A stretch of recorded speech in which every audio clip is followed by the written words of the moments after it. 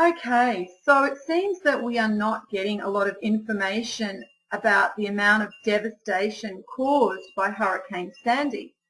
And unfortunately, I have to report to the people of the United States that the Australian media is pretty much ignoring the situation over on the east coast of the States.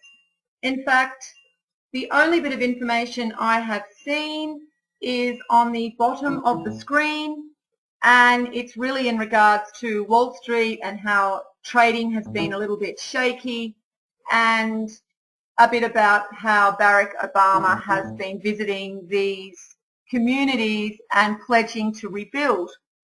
Other than that, there really is not a lot of information to be found.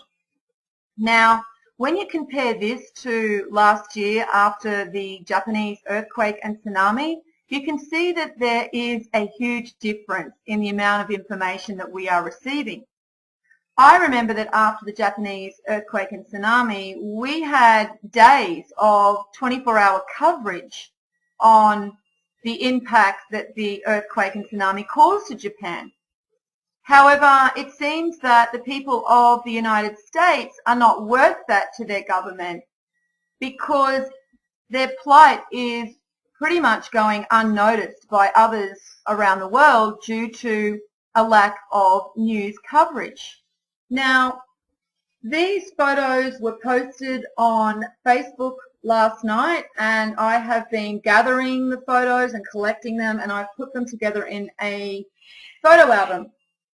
Now, the reason that I included the tsunami is because my feelings are that this is when it all began.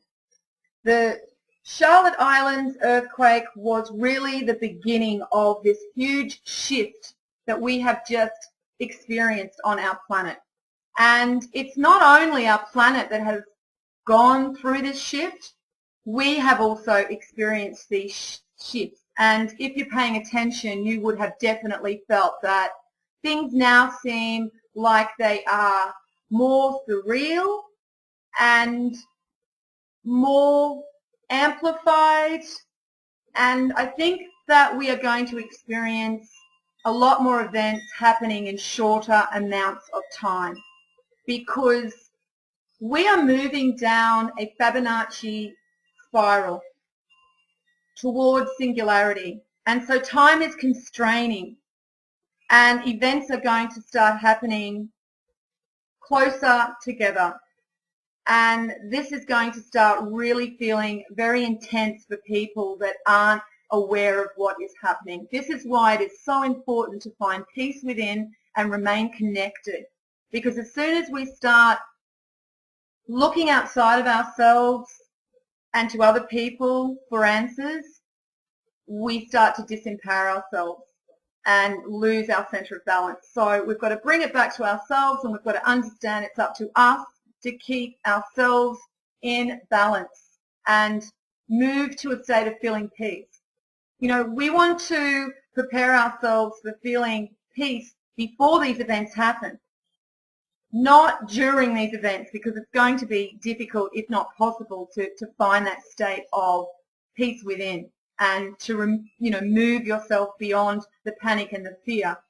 And when I say fear, I'm not meaning the fear that instinctively allows you to make decisions when your life is in danger. I'm talking just the blind fear, the panic that people feel because they are not able to process the information they are seeing or what they are experiencing.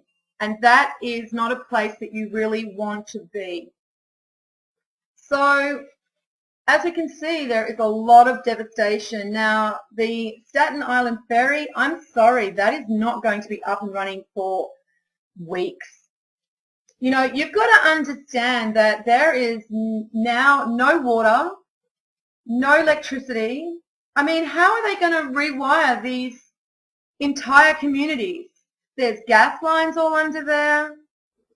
These people have nowhere to live. They have no food. As I said, they have no fresh water. They have no belongings. no clothes. You know, I'm talking about the people that have lost everything, the devastation that we're seeing now.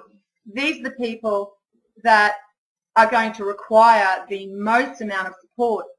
And I think that you'll see that the government are going to be lacking, just like they were after Katrina. The only difference with Katrina is that it was the South, and the poor people really didn't have a voice. Now we're dealing with the top end of town, and we're dealing with people that have a sense of entitlement. And so when they start experiencing this lack of support, then they are going to start getting very upset.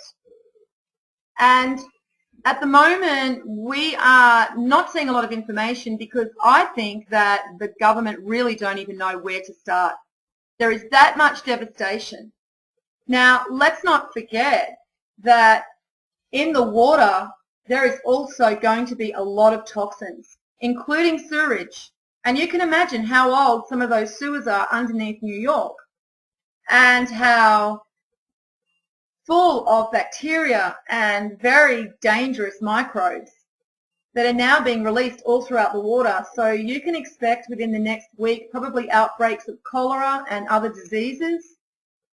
And we also have people now that have to line up for water and food. Now remember when I said that you don't want to be one of these people that have to go to FEMA, that have to line up for the water. And unfortunately, this is what the outcome is when people rely on their government, when people do not empower themselves, when people separate themselves from each other and don't pay attention. And it's really unfortunate that we're going to see more of this. And it's really going to be up to each other to help each other. Just like this shelter that is helping people with food. That's what this picture was actually about. But when I saw it, I just straight away realized this is exactly what I've been speaking about when I've been telling people that when the shit hits the fan, you do not want to be down in the cities fighting amongst everyone else for your piece of bread and your, bottle of water. And this is exactly what we're going to be seeing. Because as I said, there's no running water in a lot of these communities. There's no electricity. There's gas pipes that are ruptured. There are toxins in the water. There's no shops trading at all. And, these people are going to start realizing just how difficult and challenging this situation is going to be within the next months.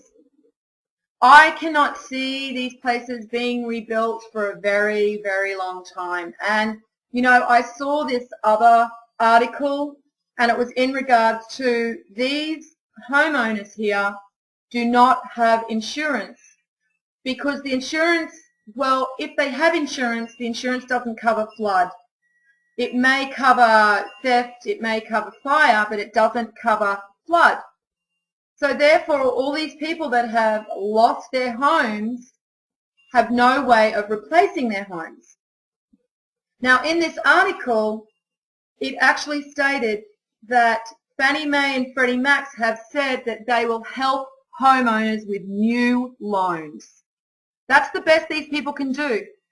The U.S. citizen has bailed out these banks, and now that the U.S. citizen needs help and support, the banks are going to profit from that as well. And these people that have to take new loans will also be paying off their last mortgage. That doesn't just magically disappear. So I can tell you now that a lot of these people are going to be destitute. They have lost everything. Now, the other situation I think that we do need to pay attention to is the nuclear situation, because I find it really hard to believe that when we're seeing all this devastation and we're seeing how much the water has just came through and basically ripped out everything, just smashed it to pieces, and they're saying that the Indian Point nuclear facility didn't really have any flooding. Even though when I looked at where it was positioned, I find it almost impossible that it couldn't have experienced some flooding.